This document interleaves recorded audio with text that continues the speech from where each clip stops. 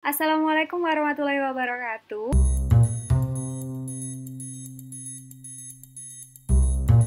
Kembali lagi bersama saya Astri Ayu Purwati dan kali ini saya akan sharing kepada Anda semuanya masih terkait dengan Scopus, yakni di sini saya menjabarkan ya 10 pertanyaan yang umum ya terkait dengan Scopus.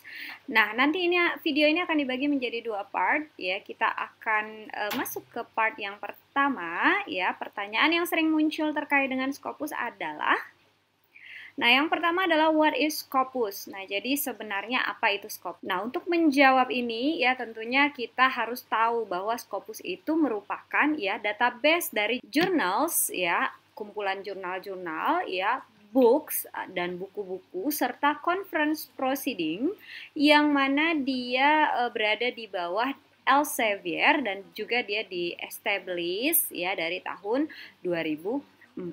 Dan juga ya pada Januari 2020 ya sebanyak 23.452 jurnal itu sudah terindeks di Scopus. Nah, jadi Scopus ini adalah salah satu database ya yang menyediakan jurnal-jurnal yang memiliki kualitas tinggi. Makanya kebanyakan dunia internasional ya, dunia akademik internasional itu mengacu salah satunya kepada jurnal-jurnal yang diindeks oleh database Scopus untuk penerbitan maupun pencarian referensi-referensi artikel ilmiah yang bereputasi dan tentunya memiliki kualitas tinggi. Oke, pertanyaan yang kedua yang sering muncul adalah bagaimana jurnal dapat diindeks pada Scopus database. Nah, ini sebenarnya prosesnya panjang ya. Kalau kita lihat di scopus.com itu juga ada kriteria-kriteria yang banyak ya agar jurnal dapat diindeks oleh Scopus. Tentunya high quality jurnal yang mesti dilakukan oleh sebuah pengelola jurnal.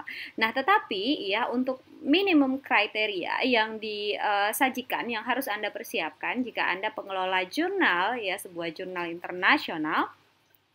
Sebuah jurnal dapat diindeks di Scopus database itu yang pertama ya jurnalnya itu harus ya memiliki peer reviewed content. Artinya ini jurnal harus melalui proses peer review. Artinya dapat di make sure betul-betul ya kualitas dari jurnalnya. Makanya di sini untuk jurnal dapat diindeks oleh Scopus akan berlaku yang namanya peer review ya yang memang ketat ya untuk memastikan jurnalnya berkualitas. Nah, yang kedua ya, jurnalnya harus dipublish di regular basis ya. Artinya di sini ya minimal jurnalnya itu telah memiliki ISSN ya yang terdaftar di International ISSN Center. Nah, kalau di Indonesia kan jurnal-jurnal kita itu didaftarkan nomor ISSN-nya di LIPI, tetapi itu masih skala nasional. Artinya jika jurnalnya ingin diindeks oleh Scopus, Anda harus mendaftarkan ISSN-nya ya di dalam International ISSN Center. Nah, yang ketiga ya, untuk konten dari artikel-artikel jurnal ya yang dipublikasi ini harus readable ya untuk sebuah international audience. Jadi memang harus memenuhi kriteria jurnal internasional. Nah, minimum kriteria untuk jurnal internasional itu yang harus dipenuhi adalah ya harus disajikan dalam ya minimalnya abstrak dan juga title-nya itu berbahasa Inggris. Nah, makanya untuk kriteria jurnal internasional kan itu bahasa yang digunakan adalah bahasa PBB ya.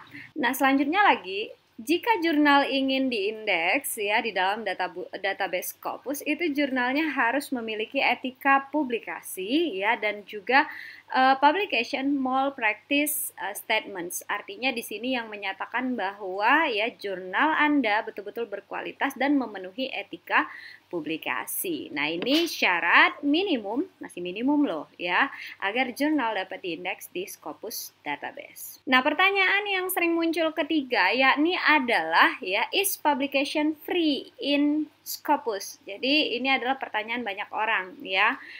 Apakah publikasi di Scopus itu gratis? Saya kok berbayar, kok mahal ya, kok bisa murah dan segala macam. Nah, ini sebenarnya depend on your journal type-nya yang Anda tuju. Nah, yang pertama itu tipe jurnal ada yang closed access jurnal. Nah, ini kalau closed access jurnal ini no APC, jadi tidak ada article processing charge-nya, alias di sini kebiasaannya free publication, tetapi tetap melalui proses yang panjang ya. Nah, yang kedua adalah open access jurnal. Jadi kalau open access jurnal ini kebanyakan autorsnya itu harus membayar APC ya. Berapa APC-nya itu tergantung dari pengelola jurnalnya ya, berapa yang dikenakan oleh kebijakan jurnal tersebut. Nah, yang ketiga ada yang dinamakan hybrid jurnal. Jadi hybrid jurnal ini adalah autornya itu choose ya, apakah dia mau open ataupun close access. Jadi didasarkan kepada itu nanti author akan membayar APC-nya. Nah, jadi ini adalah tipe-tipe publication fee yang ada di Scopus. Nah, yang keempat adalah masalah yang baru-baru ini hangat, yakni masalah discontinued journal. Jadi discontinued journal itu di Scopus itu biasanya ya, Scopus itu mengupdate dalam satu tahunnya 3 kali. Nah, tetapi di tahun 2020 ini kita lihat itu sudah beberapa kali ya diupdate oleh Scopus. Nah, biasanya lebih dari 3 kali itu karena adanya report ya terkait beberapa jurnal dan juga langsung ditindaklanjuti oleh pihak Scopusnya.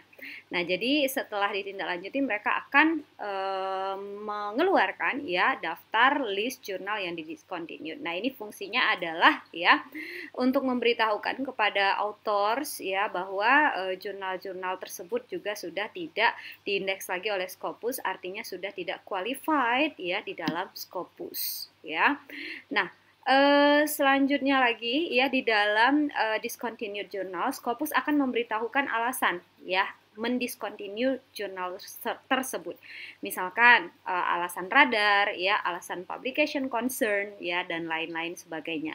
Nah, di sana juga akan diberikan last issue ya, kapan ya Scopus masih mengcover jurnal tersebut di dalam database mereka. Nah, ini masalah discontinued journals. Nah, yang kelima ya, pertanyaannya adalah terkait dengan predatory journal. Nah, ini kadang-kadang yang menyebabkan Scopus itu mendiscontinue jurnalnya, salah satunya adalah predatory journal di dalam sebuah Scopus. Nah, jawaban untuk ini adalah yes ya, karena ya some of the predatory journals in Scopus database itu adalah eksis ya, jadi betul-betul ada. Makanya ya saya berikan informasi di video sebelumnya bahwa jika kita ingin submit ke dalam sebuah jurnal, kita cek betul-betul di Scopus apakah dia still exist, dan juga cek kembali di BEL list ya, list of predatory dan sebagainya untuk memastikan dan juga memake sure bahwa jurnalnya betul-betul bukan jurnal yang akan didiscontinued oleh Scopus ataupun jurnal yang termasuk dalam predatory journal, hijack journal, dan lain-lain. Nah, bagaimana mengenali bahwa jurnal tersebut predatory atau tidak? Nah, jadi ini Anda harus hati-hati.